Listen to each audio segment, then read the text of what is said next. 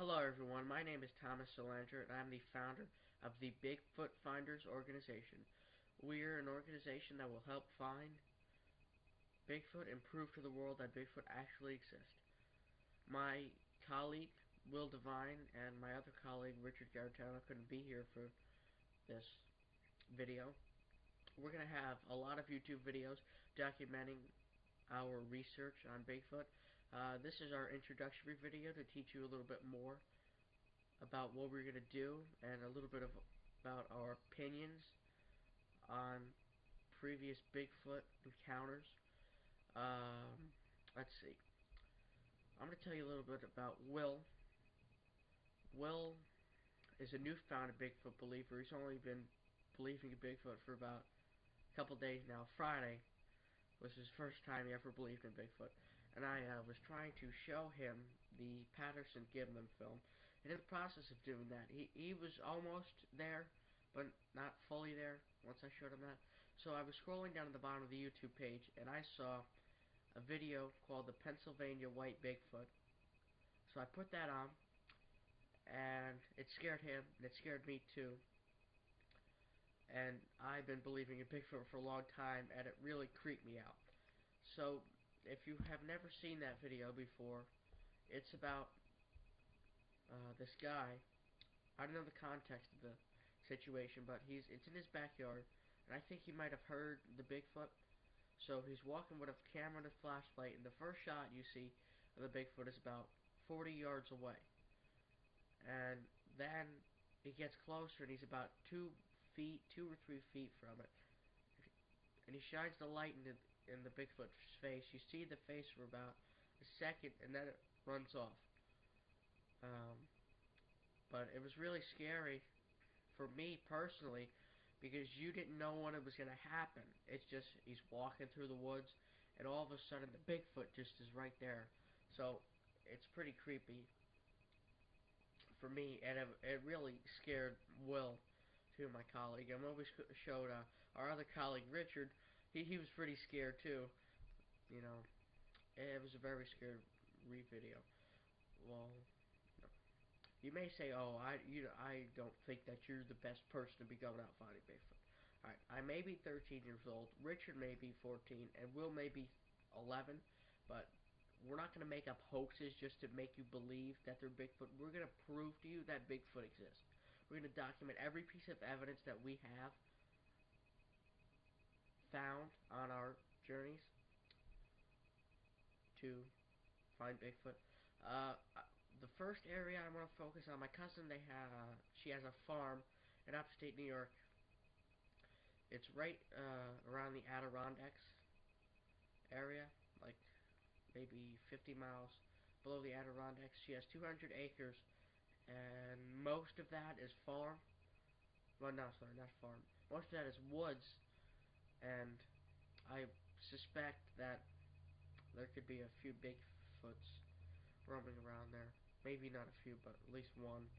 It's very squashy, and there's actually two. There's an upper range that she has, and she has a range by a river that runs through her property also.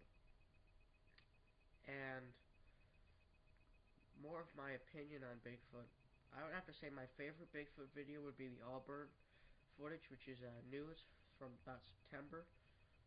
And it's about this camper. He's in his tent and he sees Bigfoot outside, so he gets his phone and he starts videoing it. And at one point, the Bigfoot is doing what a lot of researchers say. It's behind a tree, then it peeks out, but it comes back in, and it peeks out again, and it comes back in. That's what it does, and you can see its face, everything. And the video I saw, it was analyzed by a Bigfoot researcher, and he said this is not a costume because it's too defined to be a costume. And my second piece of footage that's my favorite would have to be the Patterson-Gimlin film. I really think that Patty is real and it's not like a person in a costume, because I don't think they had costumes of Bigfoot back in 60, around the time that it was, filmed. And the third piece, again, footage that I like is the white Bigfoot footage in Pennsylvania. That's actually filmed out in Scranton, which is pretty close to where I am in New Jersey. It's maybe, I don't know how many miles it is, but it's gonna be a fun time for all the viewers who are gonna be watching these series of YouTube videos. I want to say a few things. You can find us on Facebook. We're the Bigfoot Finders on there. On Twitter, we're Bigfoot Finders 1 on Twitter. You can find us on Blogger at thebigfootfinders.blogspot.com. And on YouTube, we're Bigfoot Finders 1. What else? On Blogger has our first blog post. It also has the link for Facebook, the link for Twitter, our email, which is thebigfootfinders@gmail.com. On Facebook, it has also our first blog post, the Facebook address, the Twitter address, and our email. And on Twitter, there's the Facebook address, the Twitter address, and the email. I couldn't put the first blog post on there because you can't tweet that long. You only can put 140 words.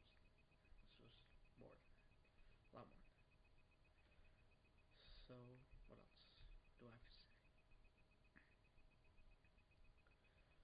Yeah, so I'm going to comment a little bit on our first blogger post. Mostly, it's about me and Will. I didn't get to put Richard in there yet. That'll be our second blogger post because he's like a new addition to the Bigfoot Finders organization. We call ourselves the Bigfoot Finders. You don't put the word organization after we. That's what. If you want to talk about us, we'll be the Bigfoot Finders organization. But everything else we have says the Bigfoot Finders. So it really mostly everything I told you about myself, about Will.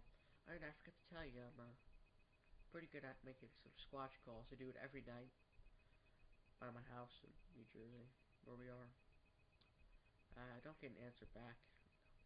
I doubt there's any Bigfoot around where I am, but you never know. They are the world's most elusive creatures.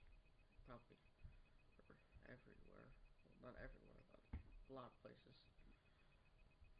And the picture we actually used for the first blogger post is the white Bigfoot. I had to do that for my colleague Will. You know, he really liked it. I thought it was pretty funny.